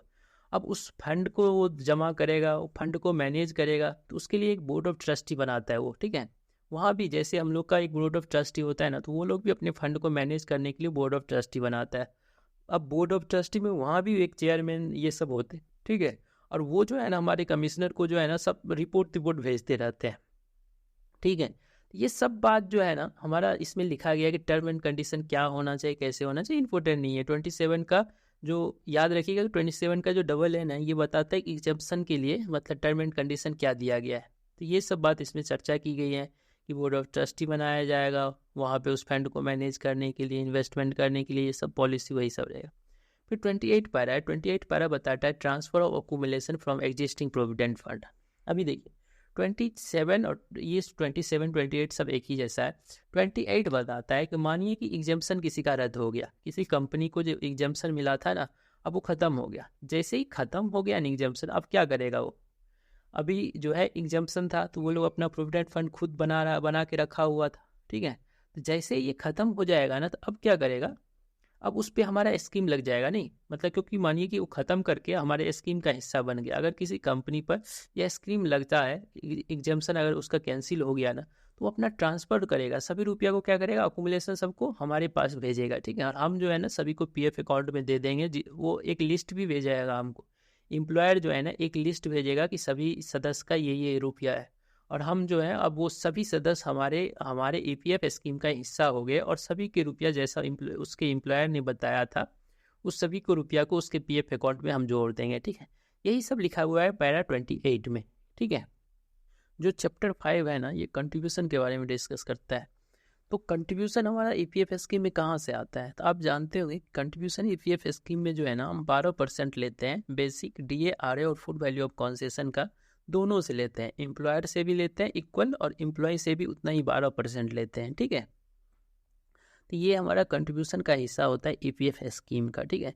ये हमेशा जो है ना, अगर मानिए कि कोई एम्प्लॉय है, एम्प्लॉय चाहता है कि हमारा 12,000 से ज़्यादा पे कंट्रीब्यूशन कटे, ठीक है, तो यस एम्प्लॉय जो है ना कर सकता है ऐसा, ठीक है, एम्प्लॉय कर सकता है। लेकिन अगर एम्प्लॉय करेगा ना, तो एम्प्लॉयर 12% से ज़्यादा नहीं करेगा, ये ध्यान रखना है, ठीक है। तो ऐसा होता है। अभी जो है ना हर मंथ का जमा करना होता है, ये नहीं कि एक दिन का 12% होगा, नहीं एक दिन का नहीं, मंथली वाइज जो है कंट्रीब्यूशन होता है 12%, ठीक है। मंथली एक महीना में जितना सदस्य ने वेजेज के रूप में लिया उसका 12% देना होता है। तो ये याद रखना है कि हम लोग को जो पैरा 29 है इसमें कंट्रीब्यूशन के बारे में डिस्कस किया गया है, जिसमें कंट्रीब्यूशन कैसे आता है ये मैंने आपको बता दिया। उसके बाद पैरा 30 है। पैरा 30 बताता है कि पेमेंट ऑफ कंट्रीब्यूशन। ये जो कंट्रीब्यूशन आया ना, ये जमा कौन करता है, इसको कौन पेमेंट कर रहा है। देखिए, जमा करता है हमारा एम्प्लॉयर। जो प्रिंसिपल एम्प्लॉयर होता है ना, वही जो है ER और मतलब एम्प्लॉय का भी शेयर और एम्प्लॉयर का भी शेयर जमा तो वही करता है, लेकिन उसके वेजेस से काट लेता है। जो एम्प्लॉय के वेजेज होता है ना, उससे काट लेता है एम्प्लॉय का शेयर सैलरी देते वक्त, और खुद का भी शेयर। ये दोनों को जमा कौन करता है, हमारा प्रिंसिपल एम्प्लॉयर करता है। तो ये पैरा 30 में डिस्कस किया गया है पेमेंट ऑफ कंट्रीब्यूशन के बारे में। उसके बाद पैरा 31 बताता है कि employer share not to be deducted from member. ठीक है, मतलब कि देखिए क्या है कि कंपनी को 12% देना है और 12% एम्प्लॉय को देना है। तो 12% जो एम्प्लॉय का शेयर है ना, वो कंपनी जो है ना, वो एम्प्लॉयर जो है ना, वो काट लेता है उसको सैलरी देते वक्त। ठीक है, अब जो एम्प्लॉयर को देना है, जो कंपनी को देना है ना, वो भी उसके सैलरी से नहीं काटना चाहिए। ठीक है, यही बात लिखा है पैरा 31 में कि एम्प्लॉयर जो है ना, जो कंपनी है ना, वो सदस्य से अपने वाला शेयर नहीं काटना है। ठीक है, अपने वाला, क्योंकि उसको खुद देना है। यही रीजन है कि आप देखे होंगे कि ये 20 का दिया गया है, इसमें सीलिंग दिया है कि हमारा EPF स्कीम या एक्ट में कब लगता है, जब वो 20 से ज़्यादा एम्प्लॉय वाला कंपनी होता है। क्योंकि अगर छोटा कंपनी रहेगा ना, तो उसको 12% कहाँ से दे पाएगा। ठीक है, तो पैरा 31 डिस्कस करता है कि एम्प्लॉयर जो है ना, वो सदस्य के सैलरी से नहीं काटेगा एम्प्लॉयर शेयर। ठीक है, उसके बाद लिखा है कि पैरा 32 लिखा है कि recovery of member share of contribution. मतलब क्या हुआ कि मेंबर का जो कंट्रीब्यूशन है ना, सदस्य का जो कंट्रीब्यूशन होता है 12%, उसका वो कौन काटता है। तो देखिए, काटता तो कौन है, एम्प्लॉयर काटता है।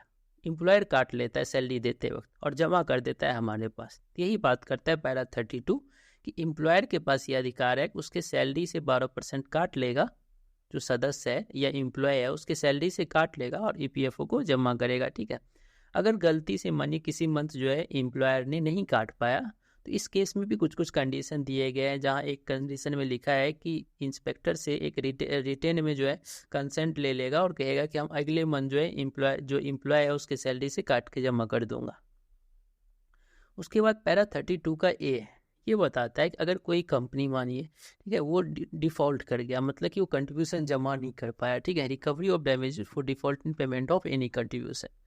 ये इंपॉर्टेंट है 32 का। ये बताता है कि अगर कंट्रीब्यूशन जमा करने में फेल हो गया, ठीक है, तो उसका पेनल्टी हम लोग डैमेजेस लेते हैं। ठीक है, तो डैमेजेस हम लोग जो लेते हैं ना, वो वही सेम रूल रहता है कि लेस देन 2 मंथ रहेगा तो 5% हम लोग लेंगे, 2 मंथ से ज़्यादा रहेगा, 4 मंथ से कम रहेगा 10%, फिर 15%, फिर 25%। ठीक है, 6 मंथ से ऊपर होने पे 25% लेते हैं। ठीक है, राउंड ऑफ रुपीज में लेते हैं। तो ये 32 का A याद रखिएगा कि हमारा EPF स्कीम में जो रिकवरी है in case of the default in contribution जमा करने में नहीं कर पाता है एम्प्लॉयर, तो उससे हम लोग जो डैमेज लेते हैं वो 5%, 10%, 15% और 25% लेते हैं। ठीक है, उसके बाद 32 का B बताता है कि क्या ये डैमेजेस को माफ़ किया जा सकता है। तो यस, माफ़ करने के भी प्रावधान दिया गया है, लेकिन ये प्रावधान किसके पास होता है, सेंट्रल बोर्ड ऑफ ट्रस्टी के पास होता है। कोई कंपनी मानिए डिफ़ॉल्ट हो गया, ठीक है, वो कंट्रीब्यूशन जमा नहीं कर पाया, तब वो डैमेजेस भरेगा, तो उसके माफ़ी के लिए जो है 32 का B डिस्कस करता है। सेंट्रल बोर्ड ऑफ ट्रस्टी के पास ये अधिकार होता है। अगर कोई कंपनी मानिए सिक इंडस्ट्रियल कंपनी था, वो किसी दूसरी कंपनी में मर्ज हो रहा है ना, तो उस केस में अगर सेंट्रल बोर्ड ऑफ ट्रस्टी को लगता है कि सही रहेगा, तो वो जो है 100% तक माफ़ कर सकते हैं। दूसरा केस मैंने बताया था कि बोटफोर्ड जो है Botford industrial and financial construction company जो है, अगर किसी कंपनी को देख रहा है, तो मैंने बताया था कि बोटफोर्ड इंडस्ट्रियल एंड फाइनेंशियल रिकंस्ट्रक्शन जो होते हैं, ये एक ऑर्गेनाइजेशन है, स्टेचुरी ऑर्गेनाइजेशन है, जो किसी सिक इंडस्ट्रियल कंपनी सबको जो है अच्छा करने के लिए काम करता है। ठीक है, सिक इंडस्ट्रियल कंपनी सबको आगे बढ़ाने का काम करता है, उसे कर्जा देता है वगैरह वगैरह दे करके अच्छा करता है। तो अगर मानिए किसी कंपनी को board for industrial and financial reconstruction देख रेख कर रहा हो ना, तो अगर उसको लगता है, बोर्ड ऑफ ट्रस्टी के पास एप्लीकेशन आता है कि सर ये कंपनी पहले से बहुत ज़्यादा सिक है, इसको डैमेज मत लीजिए, तो बोर्ड ऑफ ट्रस्टी को अगर मन होता है तो 100% तक माफ़ कर सकता है। और भी कोई कंपनी जो मानिए कि अगर और भी कोई कंपनी है वो एग्जाम्शन के लिए वेवर के लिए अगर एप्लीकेशन देता है ना, तो उसके जो है मेरिट के अकॉर्डिंग जो है डिसाइड किया जाता है, लेकिन इस केस में जो है 50% तक ही माफ़ी मिलती है। ठीक है, डैमेजेज में। तो हम लोगों ने चैप्टर 5 तक कंप्लीट कर लिया। ठीक है, देखिए इसमें बहुत सारे पैरा है। ठीक है, हमारा जो EPF स्कीम है ना, बहुत सारे पैरा है। मैं आपको कहूँगा कि जो भी इम्पोर्टेंट पैरा है ना वो सब याद कर लीजिए, ठीक है। जैसे हमारा 26 हो गया, 27 हो गया, जैसे ही अभी हम लोग जो 32 पढ़ रहे थे ये हो गया, पैरा 1-2 हो गया, ठीक है। ये सब याद कर लीजिए, इतना इम्पोर्टेंट रहेगा। और साथ ही साथ जो हमारा जो जैसे ये चैप्टर 2 था ना, जिसमें regional committee, executive committee, central board of trustee, इस सब से ऑब्जेक्टिव क्वेश्चन पूछे जाएंगे। या फिर मानिए रीजनल कमेटी का फॉर्मेशन ही पूछा जाएगा, तो ये सब आराम से बता सकते हैं सर रीजनल कमेटी कैसे बना, एग्जीक्यूटिव कमेटी में कौन कौन होते हैं, सेंट्रल बोर्ड ऑफ ट्रस्टी में कौन कौन होते हैं, इसका काम क्या होता है,